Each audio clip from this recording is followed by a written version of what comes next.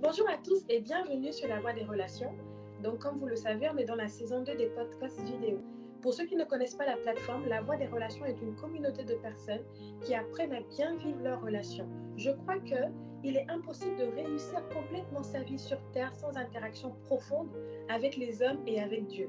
Donc aujourd'hui, nous recevons Myrna Lindsay du Gabon qui va nous répondre à la question suivante. Qu'est-ce qui est le plus difficile dans une relation? Alors, bonjour Myrna, bonjour Lindsay, comment ça va?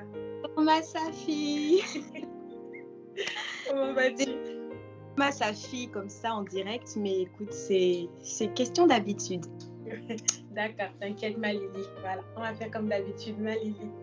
Alors, pour ceux qui ne te connaissent pas, est-ce que tu peux te présenter en quelques phrases? Qui est Myrna Lindsay? Alors, une question plutôt facile, mais pour moi assez difficile d'y répondre parce que Myrna Lindsay, c'est plusieurs choses en fait, plusieurs choses. Et tout ce que je pourrais dire, c'est que je suis une jeune femme entrepreneur. Oui. Voilà, une jeune femme qui a le désir de vouloir connaître davantage Christ. Et voilà, pour le moment, c'est tout ce que je peux dire. Je suis également une jeune maman. Donc, j'ai une petite fille de 10 ans, voilà, Wow. qui va prendre 11 ans bientôt. Donc, voilà. Donc, on va rentrer dans le vif du sujet. Qu'est-ce qui, selon toi, est le plus difficile dans une relation? Alors, selon moi, vu qu'on est en relation, la première idée que j'ai à l'esprit tout de suite comme ça, c'est, je pense au fait on ne peut pas parler de difficultés au niveau des relations si on n'essaie pas dès le départ de rappeler qu'il existe différentes formes de relations. Je veux dire, on parle de relations amicales, on parle de relations fraternelles, on parle de relations amoureuses, professionnelles. Et je pense que les difficultés varient selon le niveau de relation qu'on a avec les autres. Parce que pour moi, la difficulté ou les difficultés qu'on peut avoir lorsqu'on est dans une relation amoureuse ne sont pas les mêmes qu'on peut avoir lorsqu'on est dans une relation amicale ou une relation fraternelle. Donc pour moi, c'est important de souligner déjà ces aspects-là. Donc j'ai envie de dire que la difficulté ou les difficultés varient en fonction des relations que nous avons. Par exemple, en termes de relations amicales, qu'est-ce qui est le plus difficile pour toi dans une relation amicale? Alors, ça va peut-être te surprendre ou bien, ça va peut-être t'étonner, mais ce qui me concerne moi, j'ai beaucoup de mal à te dire là vraiment de façon claire ce qui peut être une difficulté pour moi quand on parle de relations amicales, parce que je considère que moi, personnellement, en relation, je suis une personne, j'ai pas de mal à donner de l'amour. J'ai pas de mal par exemple, j'ai pas de mal à aimer plus que les personnes qui sont en relation amicale avec moi. J'ai pas de mal à donner plus, à ceux qui sont amicaux avec moi, parce que je considère que l'amour que j'ai va au-delà en fait des défauts des personnes. Ça va au-delà des défauts, ça va au-delà de je sais pas comment l'expliquer, mais ce qui est sûr, c'est que pour moi, si je devais donner juste une seule difficulté, ce serait le fait de parfois de ne pas, comment je vais le dire, ressentir le fait que la personne que tu aimes, en fait, que cette personne, en fait, n'arrive pas à te donner au même niveau, en fait, n'arrive pas à te rendre ce que toi, tu lui donnes. Je ne sais pas comment l'expliquer. Non, c'est clair ce que tu dis. En fait, ce que tu veux dire, c'est que tu En donnes. même temps, Oui. voilà, en même temps, j'ai pas de difficulté. Vraiment, aimer plus. Si, par exemple, aujourd'hui, on vient me dire... je prends un exemple, si j'ai une amie qui s'appelle Natacha et que je sens que je suis celle qui aime le plus, je suis celle qui donne le plus, je ne vais pas être dérangée par ça parce que je pense que déjà ça fait partie de ma nature. Donc j'ai pas de difficulté à aimer plus ni à donner plus. Mais le souci parfois que la difficulté qui peut parfois me frustrer, qui peut parfois me mettre mal, c'est le fait de savoir que parfois tu donnes, ok? Tu donnes, tu peux donner, tu peux aimer, tu peux donner sans compter, tu peux aimer vraiment sans limite, mais à un moment donné, savoir que en fait la personne ne te le rend pas en fait. Ne le rend pas, voilà. Ne te le rend pas. Parce que, par exemple, moi, je suis quelqu'un d'entier. Je suis une personne entière. C'est-à-dire, quand j'aime vraiment de tout mon cœur, tu vois. Et il m'est arrivé d'avoir des relations où j'ai donné, j'ai aimé, et puis je ne me focalisais pas forcément sur le retour de la personne. Je n'attendais pas en fait, quand j'agissais, je n'agissais pas en fait avec l'idée que la personne va me rendre en retour. C'était pas dans cette optique là que je donnais ou que j'aimais la personne. Mais à un moment donné, je me suis retrouvée dans le type de relation où j'avais finalement l'impression de tellement avoir donné et de me rendre compte qu'au final, en fait, cette personne me rendait peut-être à sa façon à elle, mais que je trouvais toujours que c'était pas, on va dire, c'était pas suffisant. C'était pas suffisant pour ce que moi je donnais, pour ce que moi je faisais pour la personne. Je me suis rendu compte que bon, par exemple, moi, si j'ai quelque chose dans mon cœur ou si j'ai par exemple des difficultés ou quoi que ce soit, je ne vais pas être dérangée d'en parler avec la personne. Si par exemple je traverse des périodes difficiles ou enfin, je me sens libre de te parler parce que je considère que tu es mon ami. Donc je me sens libre de te parler, parfois même des choses qui peuvent concerner quand je dis ma vie privée, je parle par exemple des problèmes liés, des situations qui peuvent être liées à ma famille. Et ça, je parle de choses intimes, tu vois. Je vais me sentir libre de t'en parler. Mais à un moment donné, en discutant avec toi, je me rends compte que bon, toi, par exemple, tu n'es pas prêt à me partager, ok, à me partager certaines choses qui sont assez délicates pour toi, ou tu n'es pas prêt à me partager certaines difficultés que tu traverses. Tu préfères protéger ton cœur. Je ne sais pas s'il faut le dire protéger son cœur, mais tu préfères protéger les situations difficiles par lesquelles tu passes. Je ne sais pas quelles sont les raisons pour lesquelles tu ne t'ouvres pas. Ça peut être très frustrant. Ça peut être très frustrant. Wow. Tu te dis, mais tu donnes, tu ne mets pas de gants en fait. Tu ne mets pas de gants, tu ne mets pas de barrières.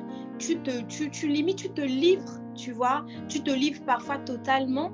Et en retour, savoir que la personne pour qui toi, tu as le sentiment d'être vraiment, genre d'avoir une relation vraiment très, très solide.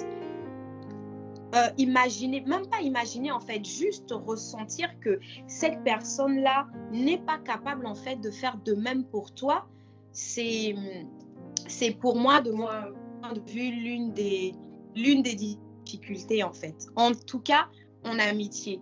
Et c'est de cette parce que bon, je considère qu'aujourd'hui en on apprend, hein, on apprend vraiment de chaque relation que nous avons. Et c'est ce qui a fait aujourd'hui que par rapport à mes relations amicales, je me suis rendu compte que lorsqu'on dit qu'il n'est pas bon de tout dire, c'est vrai. Il n'est pas bon de tout dire. Pas parce que tu te méfies de la personne ou quoi que ce soit, mais c'est juste parce que parfois, tu es conscient, tu es assez conscient pour comprendre, tu es assez conscient, assez sage, assez mature pour comprendre que ce n'est pas forcément en parlant à l'autre que je vais avoir la solution à mon problème. Avant, c'était un problème pour moi. Dans mes relations amicales, quand j'avais le sentiment que je donne, je partage des choses peut-être que je devrais garder secret, je partage ces et mon ami, par exemple, en retour ne le fait pas, c'était frustrant. Mais aujourd'hui, j'ai compris en fait que je n'ai pas à me frustrer pour ça et que ce n'est pas parce que mon ami ne se sent pas, ce n'est pas parce que mon ami ne me partage pas une certaine partie de son intimité en rapport avec sa vie familiale ou même ses affaires ou sa vie privée, que ce n'est pas un ami pour moi ou que ce n'est pas une amie pour moi, tu vois. Ça, c'est le conseil que tu peux donner aux gens qui ont peut-être vécu cette difficulté de donner beaucoup dans une relation et de ne pas forcément recevoir. Voilà. De considérer que chacun est en fait libre.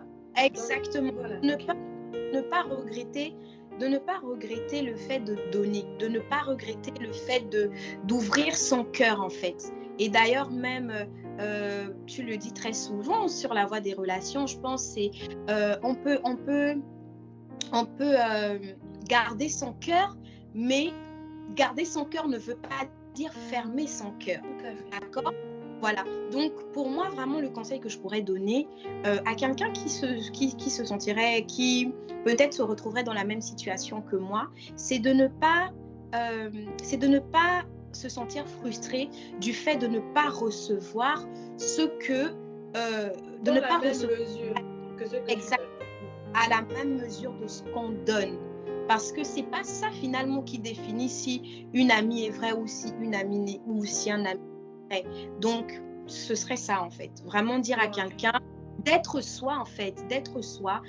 Lorsque le besoin se fait sentir de pouvoir parler à quelqu'un, dès l'instant où tu as une confiance, dès l'instant où à l'intérieur de toi il y a quelque chose qui te met en confiance et qui te dit tu peux parler à cette personne.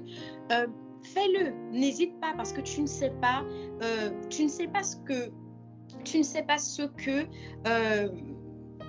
ce qui peut comment dire ça, tu ne sais pas, peut-être qu'en discutant avec la personne, tu vas avoir une solution où ton cœur va être apaisé, ou tu ne sais pas en fait. On n'a pas la même façon de gérer nos relations, on n'a pas la même façon de gérer nos émotions, et c'est vrai que moi ça a failli vraiment beaucoup me stopper sur beaucoup de choses, mais je me suis juste dit en fait, Lindsay, c'est toi, c'est ta nature en fait, c'est comme ça que tu es, et donc tu ne peux pas te dénaturer à cause de la nature de quelqu'un d'autre, tu vois. Donc c'est exactement ça. C'est comme par exemple Masafi, quand moi je discute avec toi, je pense que je vais le dire, en fait je veux pas que tu le prennes mal, mais il m'est arrivé des moments où je t'ai appelé, j'étais en larmes, où je te disais, Masafi, je sais pas, mais je ne me sens pas bien, j'ai besoin de parler et je sais pas pourquoi je t'appelle. Je sais pas pourquoi c'est toi, j'ai vraiment besoin de soutien. Et des fois, tu es venu, tu as rappliqué. En moins d'une heure, tu es venu me voir. On a discuté, enfin, ça m'a redonné des forces, ça m'a redonné le sourire, ça m'a redonné la foi, ça m'a redonné le goût en fait. Je sentais bien qu'il fallait que je me déverse sur quelqu'un, il fallait que je pleure sur l'épaule de quelqu'un et je t'appelle. Mais ce n'est pas parce que moi, j'ai eu cette attitude envers toi et que toi, tu n'as jamais eu cette attitude envers moi, que tu n'es pas une amie pour moi ou que tu n'es pas une vraie relation pour moi. Je ne sais pas si tu vois ce que je veux dire. Ouais, exactement. Tu as ta façon à toi, ok, de considérer, de voir notre amitié ou de voir notre relation. Et moi, j'ai ma façon à moi de voir notre relation. Donc, en fait, voilà, je pense que on ne devrait, tant qu'il y a l'amour, tant qu'il y a l'amour, tant qu'il y a, tant qu'il y a l'amour, on devrait, normalement, la difficulté ne devrait même plus être un problème. Waouh!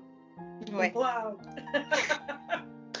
je reste sans voix parce que tout ce que tu as dit, tu sais, sur la voie des relations, je reçois pas mal de témoignages, pas mal de questions sur les gens.